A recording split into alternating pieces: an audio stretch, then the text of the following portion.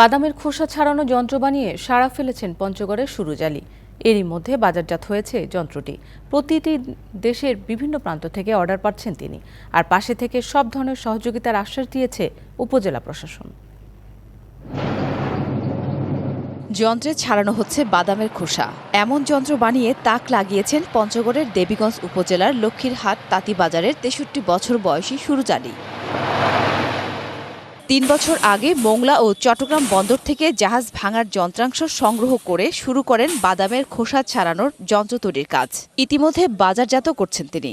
এক একটি যন্ত্র তৈরি করতে সময় লাগে ২০ দিন থেকে ১ মাস। আর প্রতিটির খরচ পড়ে ২ থেকে ৩.৫ লাখ টাকা। এই যন্ত্র বানিয়ে ভালো আয় হচ্ছে সুরুজের। দেশের নানা প্রান্ত থেকে অর্ডার আসছে। চিলমারি গেছে, খোলরাই গেছে, গাইবান্ধায় গেছে, সিরাজগঞ্জে আছে।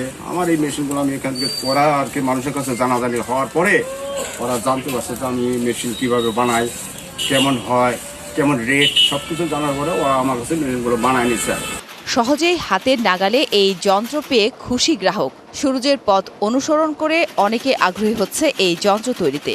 আমি ওনার কাজ দেখে খুব খুশি, কারণ আমরা এটা বুঝতে খুঁজি যে ইনি যে কাজটা শিখছে আর যে কাজটা দেখাচ্ছে আমরা আমার জীবনে বয়সে আমি দেখিনি। এই হিসাবে আমি জায়গায় কাজ করতেছি, তার বিদ্যাটা শেখার জন্য আমার আর কি ইচ্ছা। এখন যে মেশিনটা প্রয়োজন আমার, এই মেশিনটার জন্য আমি ওনার সন্ধান পাই। খোসাটা ছাড়াই দানা বের করা হয়, তারপরে মহিলারা সেটা বাছাই করে সেটা বিভিন্ন কোম্পানিতে আমি প্রেরণ করি।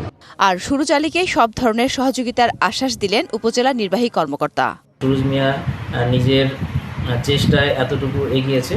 আমরা চেষ্টা করব কৃষি বিভাগ থেকে তাকে কোনো প্রণোদনার আওতায় নিয়ে এসে সেটি যেন সে স্থায়ীভাবে একটা কর্মসংস্থানের ব্যবস্থা করতে পারে, সেই চেষ্টা করার জন্য। DBC news desk.